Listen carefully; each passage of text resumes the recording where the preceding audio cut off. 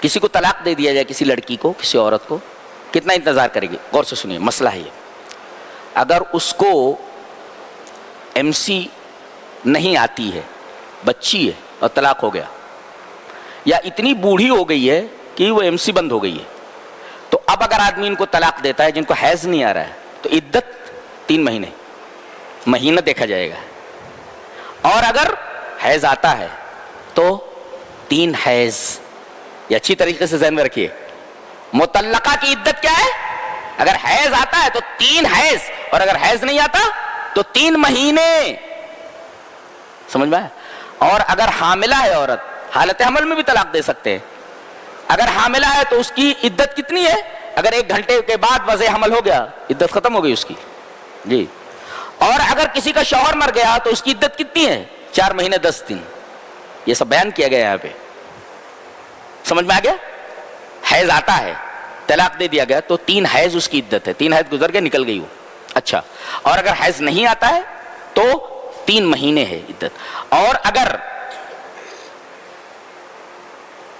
حالت حمل میں طلاق دے دیے، 1 گھنٹے کے بعد اگر وضع حمل ہو گیا، بچہ پیدا ہو گیا، عدت ختم ہو گئی. اور اگر کسی عورت کا شوہر مر گیا ہے تو اس کی عدت کتنی ہے؟ 4 اشہر و عشرہ، 4 مہینہ 10 دن ہے. اتنا سمجھ میں آیا؟ اچھا. اور اگر خلا کرا لے لڑکی خلا کرا لے تو اس کی عدت کتنی ہے؟ 1 حیض ہے. لڑکی کہے کہ میں تیرے ساتھ نہیں رہنا چاہ رہی، میرے کو چھٹی دے دے. اب خلا لے لیتی ہے تو خلا طلاق نہیں ہے، لہذا 1 حیض اس کی عدت ہے. 1 حیض کے بعد اور دوبارہ نکاح کے ساتھ اس کے جا سکتی ہے، دوبارہ نکاح کے ساتھ جا سکتی ہے خلا میں. یہ ہو گیا. اچھا، مہر.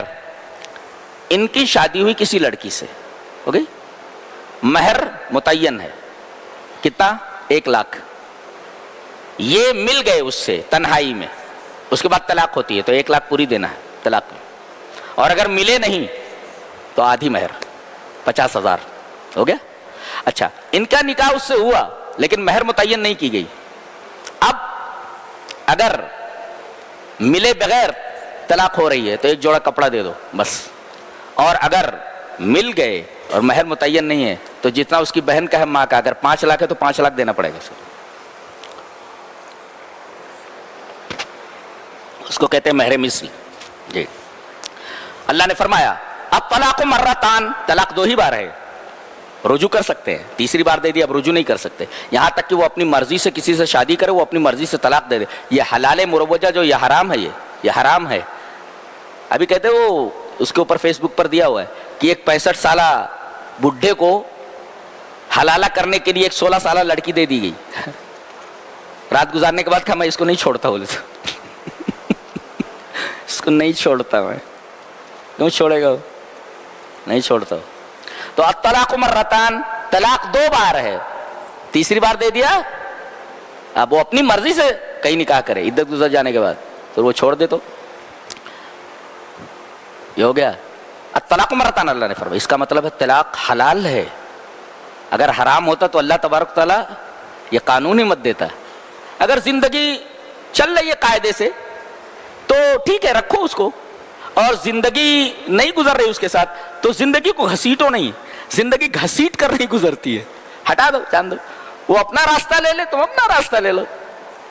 اس کے لیے بھی کوئی اچھا لڑکا مل جائے گا، آپ کو کوئی اچھی لڑکی مل جائے گی. یہ اللہ کا قانون ہے، یہ کوئی بری چیز نہیں ہے. یہ زندگی کو گھسیٹ کر گزارا نہیں جاتا. الطلاق مرتان، امام قرطبی نے لکھا ہے، یہ آیت کریمہ بتا رہی ہے کہ جو ہے طلاق مباح غیر محظور، جائز ہے، یہ منع نہیں ہے، منع نہیں. اور حدیث میں بھی ہے انشاء امسک انشاء طلق، اگر چاہے تو روک لے، چاہے تو چھٹی کر دے، طلاق دے دے. جو کہ قرآن سے بھی ثابت ہے اور حدیث سے بھی ثابت ہے. اور اجماع امت ذکر کیا ہے انہوں نے، اجماع امت ہے کہ طلاق حلال ہے، حرام نہیں ہے.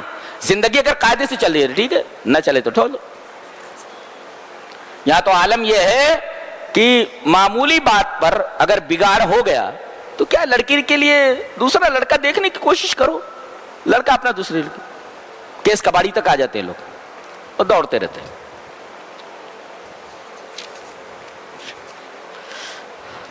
کوئی مسلمان لڑکا غیر مسلم لڑکی سے شادی نہیں کر سکتا، ولا جب تک ایمان نہ لے آئے. ولا تنکحوا المشرکات حتی یؤمن، جب تک وہ لڑکیاں ایمان نہ لے آئیں مسلمان لڑکوں سے شادی نہیں کر سکتا. اور اسی طریقے سے کوئی لڑکی کافر لڑکے سے شادی نہیں کر سکتی. آج تو رواج بن گیا ہے, سب بھاگ رہی ہیں ایک دوسرے کے ساتھ ایسے. انا للہ و انا الیہ راجعون. بہت خطرناک بات ہے یہ.